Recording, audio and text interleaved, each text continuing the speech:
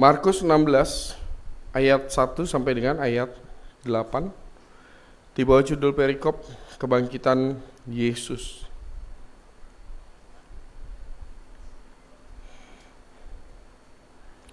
Setelah lewat hari Sabat, Maria Magdalena dan Maria ibu Yakobus serta Salome membeli rempah-rempah untuk pergi meminyaki Yesus. Pada hari pertama minggu itu, pagi-pagi benar, setelah matahari terbit, pergilah mereka ke kubur. Mereka berkata seorang kepada yang lain, "Siapa yang akan menggulingkan batu itu bagi kita dari pintu kubur?" Namun ketika mereka melayang pandang, tampaklah batu itu sudah berguling. Batu itu memang sangat besar. Mereka masuk ke dalam kubur dan melihat seorang muda yang memakai jubah putih duduk di sebelah kanan. Mereka pun sangat terkejut. Tetapi orang muda itu berkata kepada mereka, "Jangan terkejut. Kamu mencari Yesus, orang Nazaret yang disalibkan itu. Ia telah dibangkitkan. Ia tidak ada di sini. Lihat, inilah tempat mereka membaringkan dia. Sekarang pergilah, katakanlah kepada murid-muridnya dan kepada Petrus, ia mendahului kamu ke Galilea. Di sana kamu akan melihat dia, seperti yang sudah dikatakannya kepada kamu." Lalu mereka keluar dan lari meninggalkan kubur itu, sebab kegentaran dan kedahsyatan menguasai mereka. Mereka tidak mengatakan apa-apa kepada siapapun juga karena takut. Dengan singkat, mereka sampaikan semua pesan itu kepada Petrus dan teman-temannya. Sesudah itu, Yesus sendiri dengan perantaraan murid-muridnya memberitakan dari timur ke barat berita yang kudus dan tak terbinasakan tentang keselamatan yang kekal itu. Sampai sedemikian jauh pembacaan Alkitab kita hari ini. Yang berbahagia adalah kita sekalian yang bukan hanya sekedar membaca merenungkan, tapi pada akhirnya mau memperjuangkan apa yang menjadi kehendak Tuhan dalam keseharian kehidupan kita. Haleluya.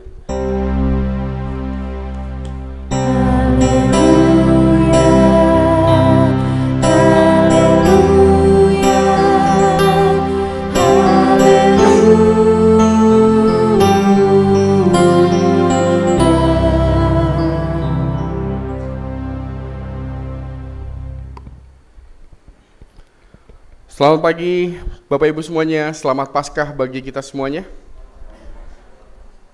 Saya mau mengawali renungan kita di hari Paskah ini dengan satu kenyataan yang terjadi di zaman Tuhan Yesus.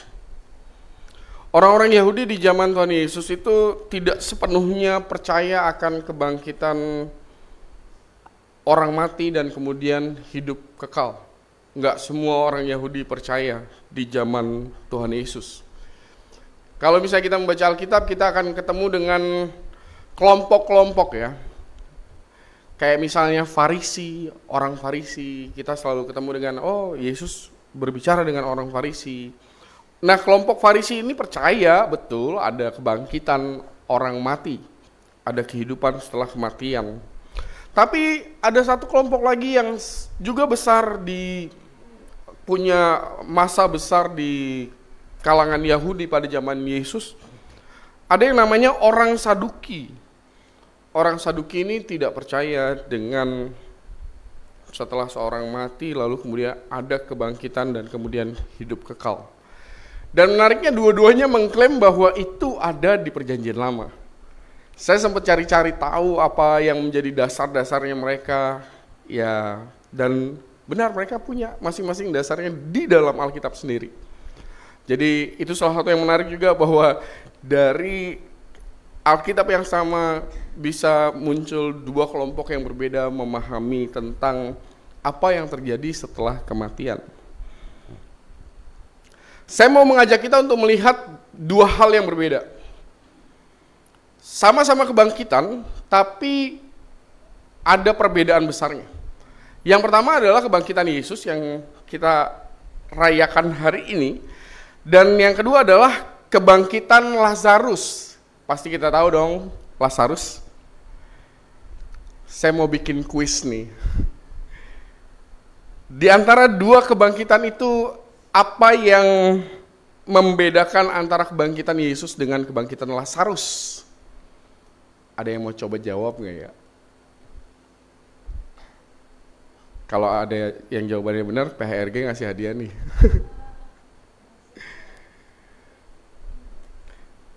Atau kirim WA ke saya deh. Nanti saya lihat WA-nya. Apa bedanya kebangkitan Lazarus dengan kebangkitan Yesus? Persamaannya sama-sama bangkit dari kematian. Bedanya? Saya tambahin clue sedikit lagi. Kalau melihat kebangkitan Lazarus, orang Saduki itu nggak ada masalah. Tapi kalau misalnya melihat kebangkitan Kristus, itu menjadi satu masalah bagi iman orang Saduki. Oke, nanti saya lihat nih kalau ada yang nge-WA saya setelah selesai kebaktian, Pak, bedanya ini. Bedanya adalah, kalau misalnya Kristus, kita udah tahu bahwa Kristus wafat, lalu kemudian bangkit, dan tidak mati lagi. Benar kan? Hidup kekal gitu kan ya? Sampai selamanya. Lazarus mati, bangkit, dan kemudian pasti ada waktunya dia mati dan tidak bangkit lagi. Ya, sebelum hari kebangkitan nanti ya, gitu ya. Perbedaannya di situ. Jadi yang saya mau katakan adalah bahwa di zamannya Yesus itu orang-orang Israel sendiri hidup dalam sebuah ketidakpastian pemahaman karena pemahaman iman mereka betul-betul terbagi, tidak menjadi satu pemahaman yang sudah pasti gitu ya. Bahkan dari kalangan agamawannya, orang Saduki dan orang Farisi ini kan orang-orang ya rabi-rabinya gitu kan ya. Bahkan mereka hidup dalam satu masa di mana mereka belum tahu secara jelas bahwa ini setelah kita mati yang benar yang mana sih gitu. Setelah kita mati selesai, balik lagi kembali ke tanah dan udah selesai gitu. Atau setelah mati maka kita akan dibangkitkan dan kemudian memiliki kehidupan yang kekal. Nah, di zaman itu nggak ada satu kepastian penegasan yang dilakukan oleh orang-orang Yahudi. Saya menggambarkan hal itu untuk mengajak kita melihat jauh lebih dalam tentang sebelum kebangkitan, kedukaan yang dialami oleh semua murid dan semua pengikut Kristus. Karena kalau misalnya kita tahu bahwa di zaman itu orang masih belum tahu pasti jawabannya, sewaktu seseorang mati, apakah dia akan bangkit dan kemudian memiliki kehidupan yang kekal, sama sekali nggak tahu jawaban pastinya karena ada dua pandangan yang berbeda. Maka dengan kenyataan itu maka kita bisa memahami, kalau buat saya ya, jauh lebih dalam tentang kedukaan yang dialami oleh pengikut Kristus, entah para murid, entah para perempuan yang kita baca dalam perikop kita hari ini. Kenapa? Karena bayangkanlah para murid yang kita tahu bahwa Yesus masuk ke Yerusalem dan semua orang punya pengharapan besar terhadap Yesus sebagai Mesias yang akan mengalahkan Romawi gitu kan ya. Dan sewaktu orang Yahudi percaya bahwa setelah mati nggak akan ada apa-apa lagi, maka kematian Kristus menjadi akhir segalanya. Iya kan? Nggak ada lagi apa-apa. Jagoannya udah wafat dan selesai sudah. Bagi orang Saduki selesai. Atau bayangkanlah bagaimana perasaan seorang murid ya. Sebut aja namanya Petrus lah langsung.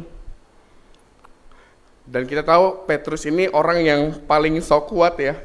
Dalam banyak kesempatan di Alkitab tuh, Petrus seringkali kita ketemu dengan Petrus yang selalu merasa dirinya wow, kuat, ingin menjadi seseorang yang terdepan, tampak hebat gitu ya. Tapi kenyataannya ya akhirnya tenggelam-tenggelam juga, akhirnya menyangkal juga, padahal sebelumnya aku sudah pasti tidak akan pernah menyangkal Tuhan gitu kan ya.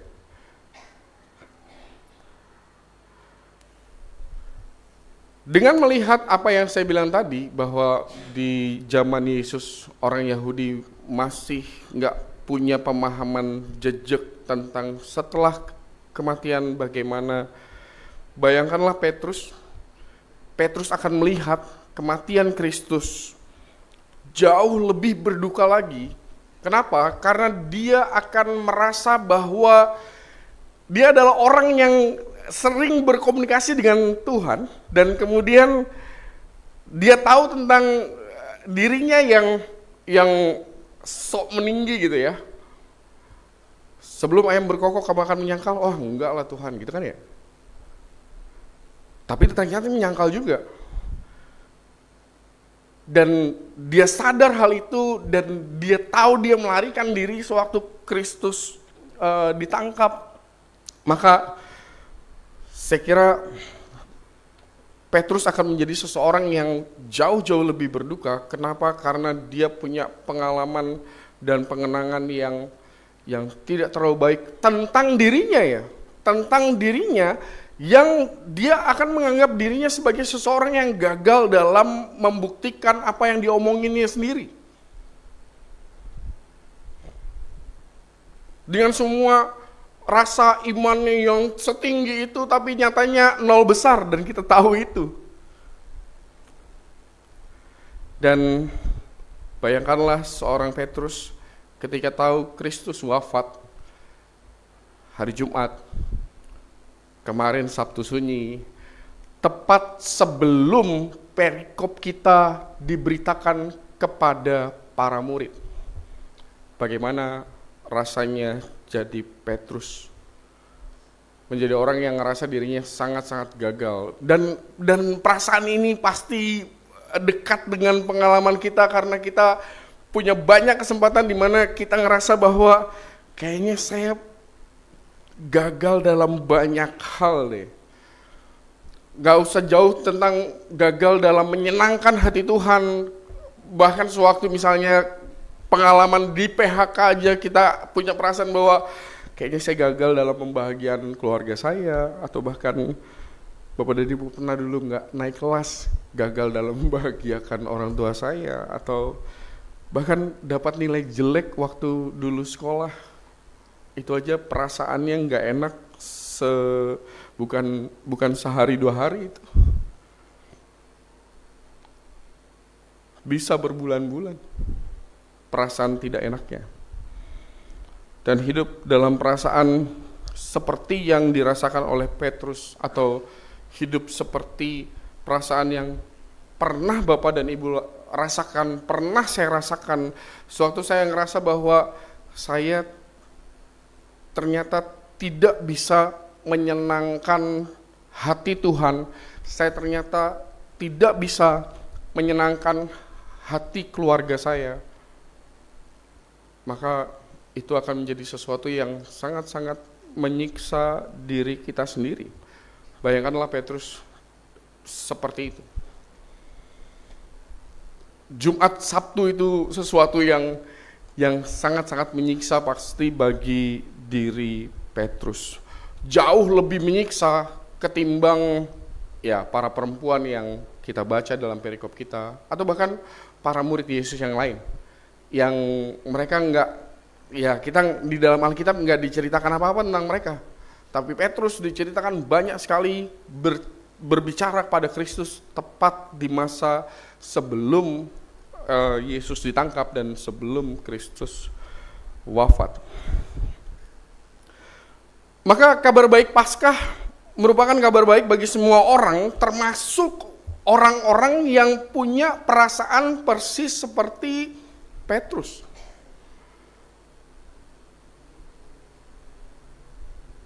Paskah adalah kabar baik bagi semua orang, terlebih bagi orang-orang yang tahu gimana rasanya jadi Petrus dengan semua kegagalannya. Bapak dan Ibu boleh lihat satu ayat, saya mau kita untuk melihat satu ayat saja, ayat 7. Sebentar. Iya, betul, ayat 7. Ada yang menarik di ayat 7 itu. Kenapa nama Petrus disebutkan secara spesifik, khusus? Kenapa bukan murid Yesus, kan ada 11 ya? Ya, di sini, maksudnya satunya kan udah nggak ada ya. Dan kemudian penggantinya juga belum ada. Murid Yesus ada 11. Kenapa nggak disebutin siapa? Ya sebutlah selain Petrus gitu. Kenapa Petrus disebut sangat spesifik? Kalau buat saya jawabannya karena Kristus tahu penderitaan yang bukan fisik yang dialami oleh Petrus, tapi betul-betul sesuatu yang menggerogoti jiwanya yang dialami oleh Petrus jauh-jauh lebih besar ketimbang yang dialami oleh para murid yang lain. Sehingga Yesus harus, ya melalui malaikat, Yesus harus menyebutkan secara sangat spesifik nama Petrus.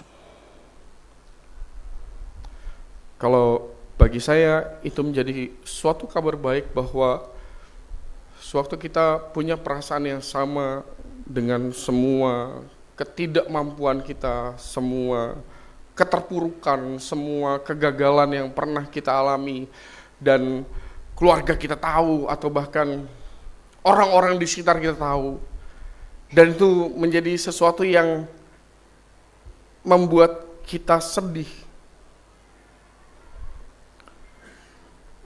Kabar baiknya adalah dia mengetahui ketidaktenangan kita, perasaan sakit kita, dan dia akan selalu bertindak dalam memulihkan hati Bapak dan Ibu, hati saya.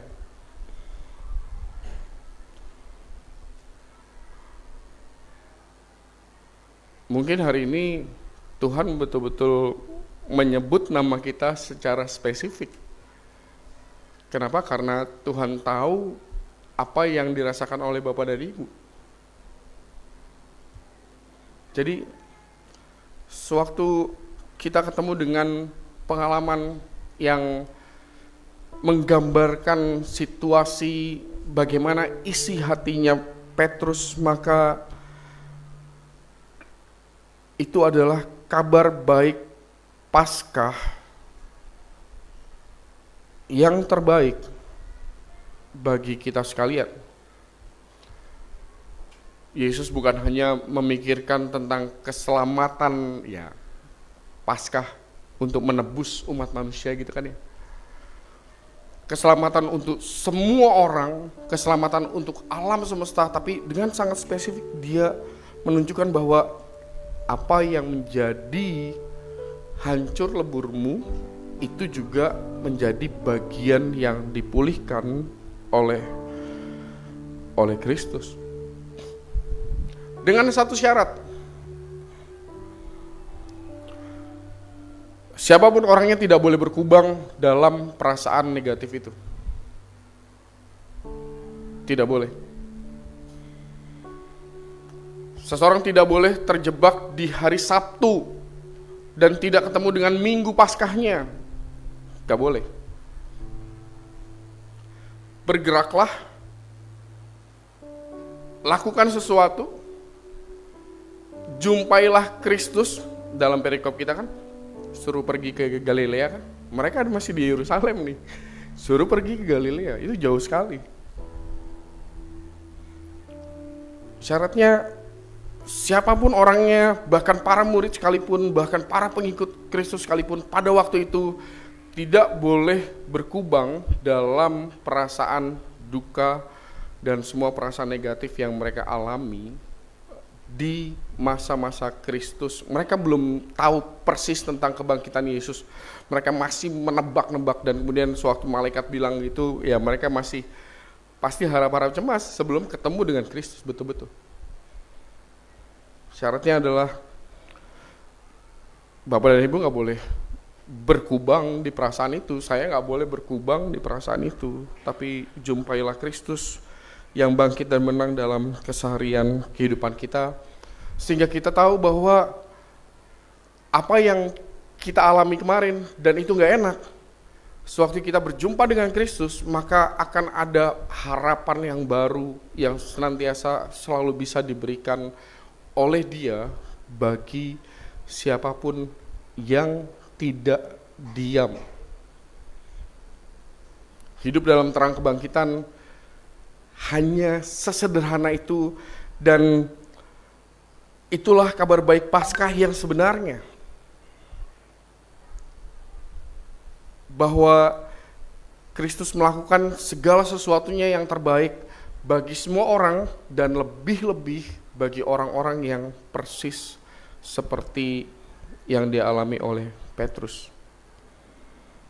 Dan kita adalah Petrus-Petrus yang baru, yang mengulangi perjalanan Petrus dengan versi kita sendiri, tapi Tuhan akan mengulangi lagi apa yang dilakukan Tuhan pada Petrus kepada kita dengan versi kita sendiri yang dirancangkan Tuhan, supaya pada akhirnya selalu Paskah akan menjadi kabar baik bagi Bapak dan Ibu, bagi saya setiap waktu. Jadi selamat hidup dalam terang kebangkitan, hidup dalam terang Paskah. Selamat menemukan kuasa pemulihan Tuhan dan jalan berkat Tuhan dalam keputusan-keputusan kita untuk ikut jalan keselamatan yang telah disediakan oleh Kristus. Tuhan menolong, amin.